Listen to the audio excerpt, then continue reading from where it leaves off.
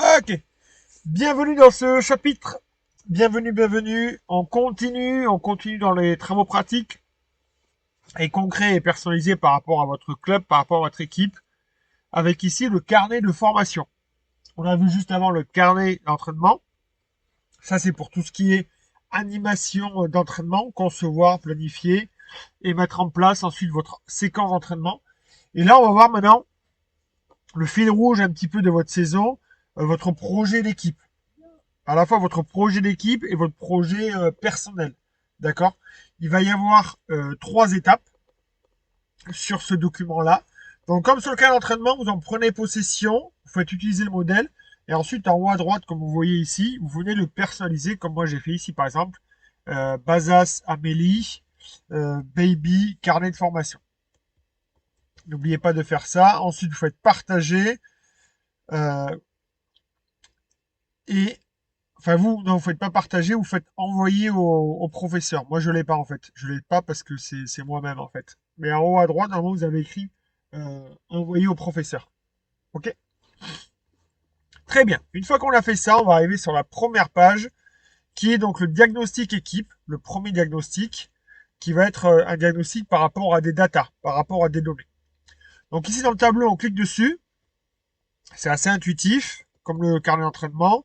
Donc on a la partie staff et la partie équipe. Équipe joueur, ok, staff, éducateur. D'accord. Donc le staff éducateur, vous mettez comme vous êtes 4. D'accord. Renouvellement, il y en a 3 qui ont renouvelé et il y a un éducateur nouveau qui nous a rejoint. Et il y en a 3 qui ont arrêté parce qu'ils sont passés en moins de 8. Il y en a 2 qui sont passés en moins de 8 et un, son fils, il a arrêté, donc du coup, il est plus là. Au niveau des joueurs, on a un effectif total de 38. Ok, renouvellement, on est à 32. Wow. Il y en a beaucoup qui ont été renouvelés. Il y a 6 nouveaux et par contre, on a eu pas mal de défections. On en a eu 25. Pas mal d'arrêts 25. Ok, alors arrêt 25, mais aussi c'est peut-être comme les staffs, il y en a peut-être qui sont passés en moins de 8. Ok. En tout cas, c'est tous ceux qui ont arrêté d'être dans la catégorie. Donc voilà, donc vous remplissez ça. Ok. Ensuite, le tableau ici. Enfin, le tableau là, c'est plutôt un graphique. Donc, vous voyez, il y a entraînement, match, cohésion. Donc ça, c'est plutôt la partie par rapport aux indicateurs de réussite. C'est plutôt la partie action, c'est-à-dire les actions qu'on va mettre en place. Donc les actions qu'on met en place pour réussir. Donc là, c'est les objectifs d'action. Mais ça va être nos entraînements, nos matchs, nos cohésions. Donc là, à partir du moment où vous avez cliqué sur le tableau, vous avez données là qui apparaît ici. Vous cliquez dans données. Et là, il y a un tableau Excel, enfin Excel, un tableur qui va apparaître, qui va ressembler plus à ce qu'on a l'habitude de connaître. Voilà. OK. Donc ici, on voit, on a les entraînements, le match, la cohésion, comme je disais, et après on a les périodes 1, 2, 3, 4. Alors moi, c'est comme ça que je planifie. Après, si vous avez une autre planification, vous pouvez faire une autre planification. D'accord. C'est pas du tout dérangeant. Donc par exemple, moi, la période 1, moi, en général, c'est septembre. On marque ici, ben, on a fait 5 entraînements. Ok. On a joué, on n'a pas joué, et cohésion, on en a fait 2. 2 actes de cohésion, réunion des parents au début, et juste avant, on a fait Halloween. Ok. Ensuite, période 2, octobre, novembre, décembre. Ben là, on n'a pas fait Halloween du coup. Donc on en a fait qu'un. Puisque octobre, novembre, décembre, c'est ici pour moi. Période 2. Entraînement, parce que là, on se dit que là, on est juste avant les vacances de décembre. On est à 4 entraînements. On a fait un plateau, on a joué, on a rencontré plein d'équipes, on a joué 6 matchs. D'accord. Et sur la cohésion, on a fait Halloween et on va faire Noël. Ok. Donc ça aussi, après, ça peut être un prédictif. On peut dire qu'on a 10 entraînements de prévus. Vous pouvez faire à la fois un prédictif. D'accord. Vous dire que là, il y aura 12 entraînements, là, il y en aura 14. Et que sur les plateaux, ben, si jamais on fait 2 plateaux, qu'on joue en moyenne 5 matchs, ça fera 10 matchs là. Là, il y en a peut-être un peu plus à la fin de saison. On peut tabler peut-être sur 20 matchs. Et peut-être que là, on aura 3 événements de cohésion et ici 2. Vous voyez, on peut faire aussi un prédictif. OK. Et après, on revient dessus pour remplir et se dire, ben, finalement, on n'a fait que 10. Finalement, on n'a fait que 8. Voilà, et ainsi de suite. Comme ça, ici, vous avez vos données qui apparaissent. Et enfin, effectif. Alors là, c'est plus les indicateurs de réussite et de performance par rapport à l'assiduité. Même principe, assiduité, vous avez vu. Donc là, en tout, on a un effectif de... On a démarré à 35, ok. Aujourd'hui, on est 38, parce qu'il y a des joueurs qui nous ont rejoints. Peut-être qu'on finira la saison à 42, ou peut-être qu'il y en a qui vont arrêter et on finira à 34, ok. En tout cas, c'est l'effectif total. À l'entraînement, du coup, on est 28. On était 28 en moyenne. Et là, pour l'instant, on est à 29 en moyenne. Et sur les matchs, on est à 15 en moyenne. Et là, 12 en moyenne. Puisque forcément, il n'y a que les M6 qui viennent. Ok. Après, si vous entraînez que les M6, vous mettez que les M6. Si vous entraînez que les baby, vous mettez que les baby. Après, si vous faites baby et M6, vous pouvez mettre l'effectif total. Donc voilà, donc cette partie-là, elle est remplie. Ok, Diag équipe. Diag équipe numéro 2. Donc là, c'est un peu plus subjectif et qualitatif. On n'est pas du tout sur du chiffre et de la quantité. Vous avez les questions ici, d'accord. Et en fait, sous chacune des questions, regardez, je double-clique. Ok, comme ça ouvre. Et comme ça, je peux répondre ici. Tac, tac, tac. Ok. Lors de l'accueil des enfants, les comportements significatifs chez les parents, chez les enfants. Ben, les parents, hop, les parents arrivent, hop, arrivent à l'heure, tac, et ils nous aident à installer. Voilà, patati patata. Donc bref, vous répondez, vous répondez, vous répondez. Il y a une page, il y a deux pages. Ok. Donc ça, vous pouvez le faire jusque-là de manière collective, si vous voulez. Et enfin, la partie, c'est plus une partie individuelle. Ça va être l'évaluation des compétences éducateurs. Évaluation des compétences éducateurs. Ok. Donc là, je vous ai fait ce schéma-là, qui est assez visuel. Je suis plutôt content de moi, je dois vous avouer. Avec un système de radar, ok, sur trois, on va dire trois gros critères. La pédagogie, la posture et tout, et ce qui va être un petit peu plus spécifique. Ok. Donc voilà, donc la pédagogie, c'est tout ce qui va être un petit peu du savoir-faire. Ok, la posture, ça va être plus du savoir-être, et le spécifique, qui va être plus une manière bonus des super pouvoirs que vous avez de manière naturelle. Ok. Donc ce qu'on fait, c'est qu'ici, je vous ai mis différents sous-items avec un petit descriptif pour pouvoir vous aider à mieux vous remplir.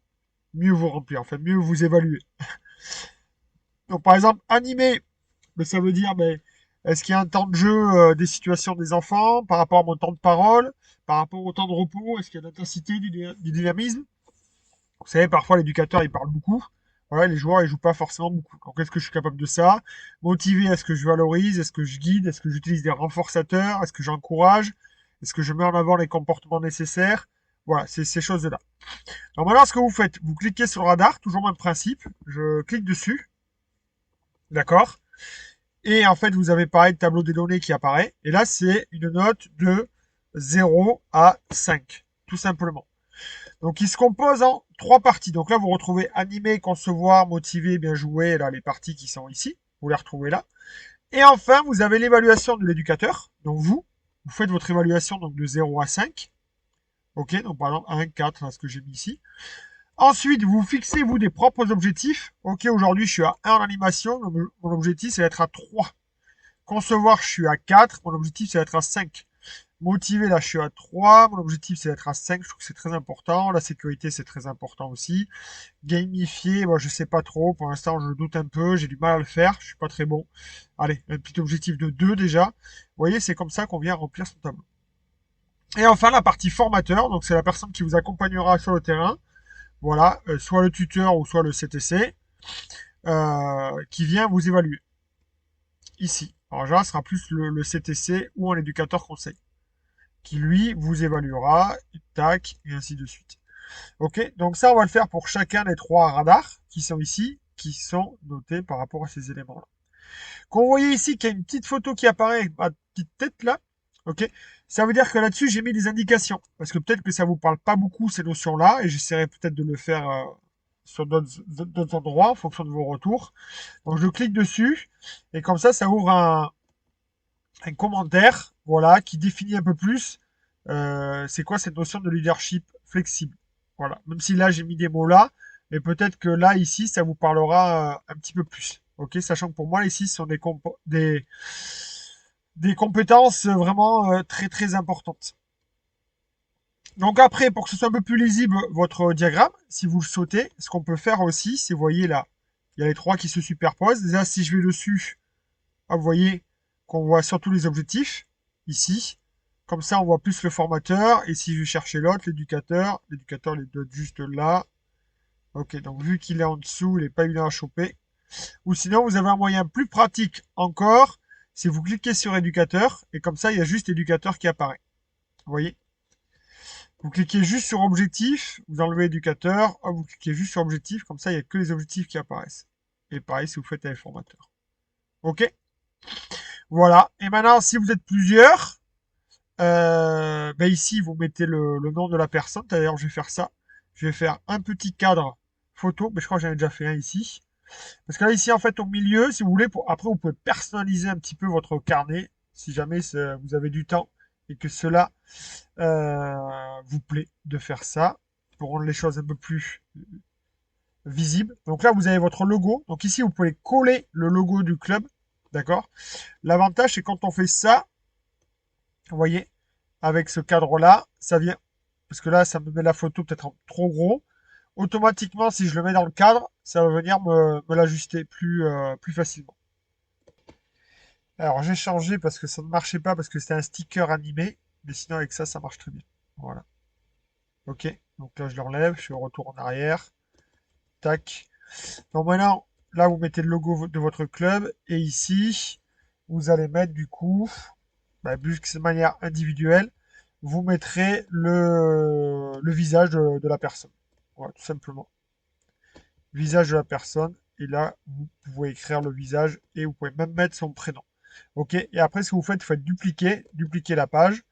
Comme ça crée une deuxième page. Ça vous crée une deuxième page.